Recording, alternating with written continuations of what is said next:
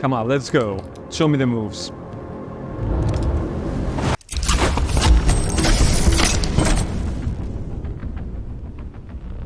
Hey, what's up guys, Chris Cole here, and welcome to another Filmmaker Reacts episode. Now last time, we took a look at World of Warcraft, World Within Cinematic, which was sick, and many of you guys in the comment section told me to react to Cyberpunk Phantom Liberty, so that's what we're doing. Now, I don't know if you guys have been around enough, but I'm a huge fan of sci-fi. I've got quite a few bits, so I haven't played Cyberpunk. I had to say I have a PS5, and I don't know, I think when it just first came out, it had a lot of bugs and a lot of problems, which I know most of them are resolved, so I may have to give it a go after we watch this trailer, but we'll see. Now, whether you want to try out filmmaking as a hobby and recreate your favorite scenes from film, or you want to take it to the pro level and make this your living, then this is the ultimate and real online filmmaking course for you. With over a decade of filmmaking in the field, I'm going to share with you all my secret methods, techniques, hacks that I've developed on the way, and the overall disruptive approach that no one else uses to achieve the results that I am. So guys, I'll have the links down in the description, so make sure to check them out. And with that said, let's fire up YouTube and check out the Phantom Liberty cinematic. YouTube, full screen, in 1, 2, 3. The only thing I know is that Idris Elba is in this, so that will be interesting. This is it. Trust me. You know I do.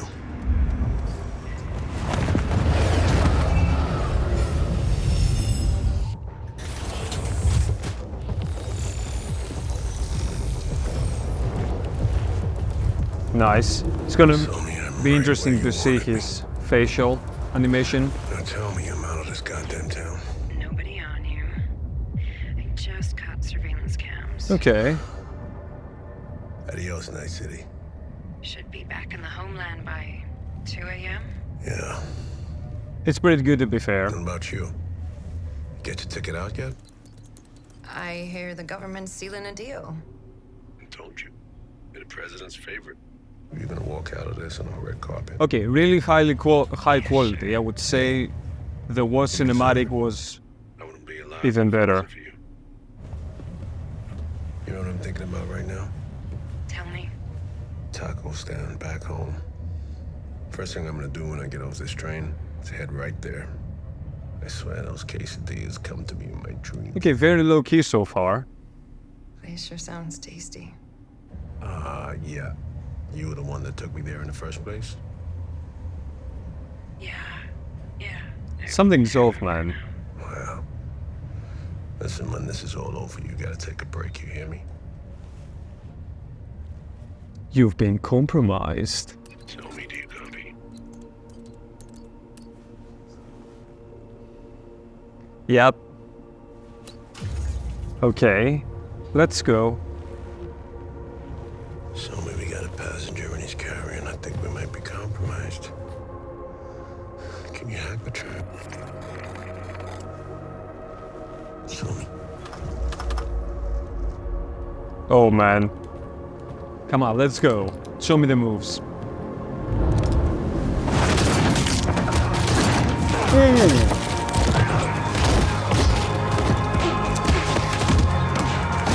Oh shit.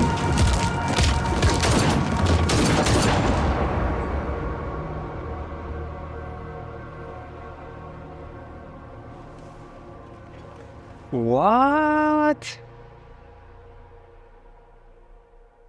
7 years later.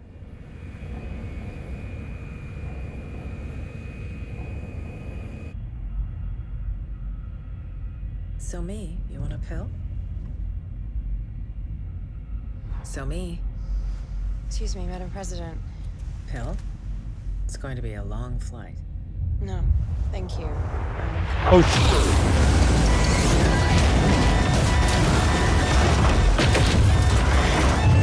short flight. I wouldn't be alive if it wasn't for you.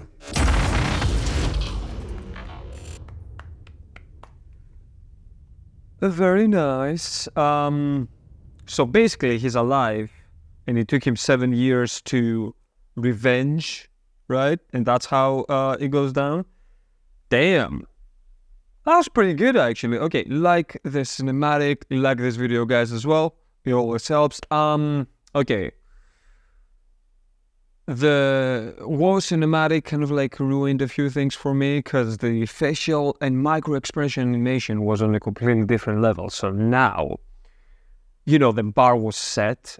This one, amazing quality, don't get me wrong, but it's just once you've seen that one, the baseline changes. But the other thing that this has going slightly against it for me is that everyone knows Idris Elba. We've seen him in movies, you know, and that sort of stuff. So when you see him in game form, you already have the image of him in your mind. So it just, some things don't add up. Now, I would say the only thing that wasn't adding up was basically the volume of the movement when it came to this part of the face when they were talking. Other than that, really great cinematic. Loved the action at the end as well, and the twist, because I was a bit for there. I was like, where's this going? It was kind of like chill, you know, guy going, moving, being on a train, chit-chatting on the earpiece, whatever. But that was really, really cool. Let me guys know what you thought of the cinematic, and if you play the game, of course, and the Phantom Liberty expansion in the comments down below. And now let's just jump right back one more time and talk about some filmmaking stuff and have a blast. So, blood, gore, intense violence, nudity, strong language, strong sexual content. Where? Is that for the game or the cinematic? Really cool logo. This is it. Trust me. You know I do. Mistake. Okay, so love the opening because he does a lot of things right. The first shot is a guy hanging on the rail with a massive sci-fi billboard behind him, ready to jump on a train. So instantly, that just makes the audience, even if I'm not involved with the game as a player, really engaged because it's something different. It's not boring. And that is always something you should do, especially with a trailer. Slow burns are good as well, but after you've gained the audience's faith in you, and this first few scenes cut together does that for me, because from now on we're entering a very kind of like slow burn until the twist and the action happens. Other than that, of course, the world is a sick, man. Everything from the artwork to the lights to the setup, and I like that we haven't seen his face yet, because it's always nice to tease a bit, even though from the voice you know who it's gonna be, but still.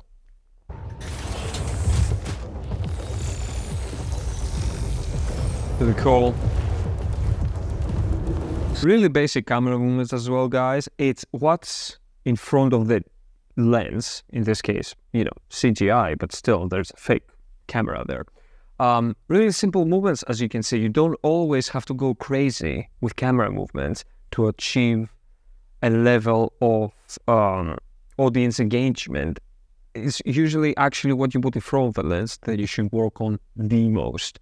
But yeah, very basic. If I was to replicate this in the subway or whatever, I would just take my cam with a 35mm at f1.4, it's my favorite lens ever, and just literally do that. Stand by the door, character walks by. Show me I'm right where you wanted me. Literally, just a pan. Cut to the guy sitting. Once you've actually, how do I say this, decoded the basic art of filmmaking, suddenly your mind gets unlocked, and I'm personally just filled with excitement to try to do something similar or my own take or apply everything that I learned in my project. And that's why the Guerrilla Filmmaker program is so important, guys, and I cannot recommend it enough. But basically, now the character sits down and starts talking to the earpiece, so we're going to be introduced to a second character. Now tell me I'm out of this goddamn town. Nobody on here. I just caught surveillance cams. Adios, Night City. Should be back in the homeland by 2 a.m. Yeah. I like the shot outside the you? glass. That's pretty cool. Get your ticket out yet? I hear the government's sealing a deal. Really nice as well here. Government sealing the deal. And 7 years later, she was with the president, so... Favorite. You're gonna walk out of this on a red carpet. Yeah, sure. Hey, you deserve it. I wouldn't be alive if it wasn't for you. Sound design is on point as well. You know what I'm thinking about right now? Tell me. Taco stand back home.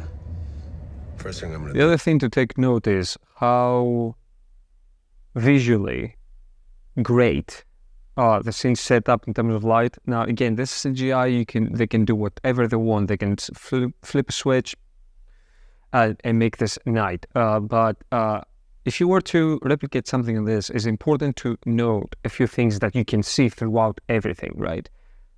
The sun is quite low in the position that the light is cast sideways, just like I have a film light right here, casting it sideways to my face. And you can see it here as well. The reason for that is if you shoot in the middle of the day where the sun's up, it just casts harsh shadows directly above you, and that usually just never looks good.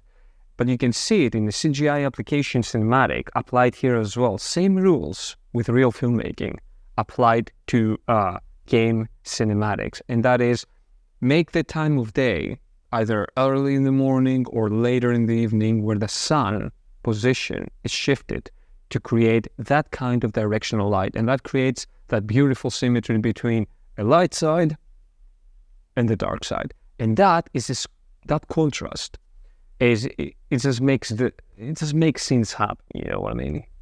I'm gonna do when I get off this train. So let's head right there. they just talk about things. He starts to realize that something is off, and we're going to transition to the fight scene. But it's important to note, timing-wise in the edit, the pauses, because those are important to help the audience develop the feeling of unease, but also figure it out slightly before the character figures it out, or at the same time. But this is really important.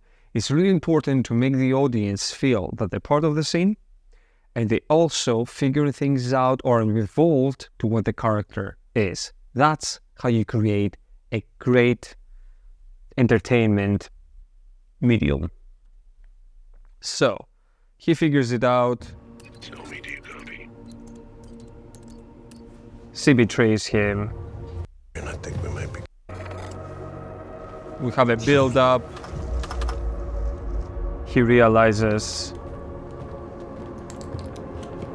And now I love that it goes in the tunnel.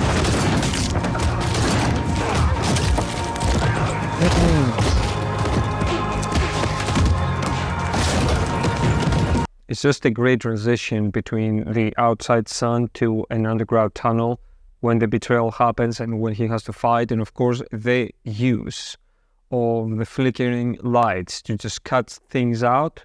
That is just a great technique to use in this circumstance, because they could just have a night light on and we can constantly be seeing. But this way, you know, it just gradually goes out and the character gradually loses, and we as the audience also are very out of it. We don't know what's happening because the light's going in and out. And that is just sick, man.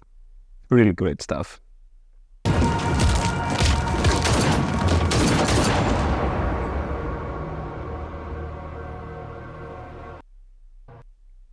Love it.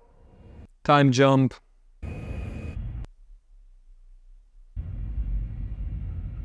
So cool, man. Excuse me, Madam President.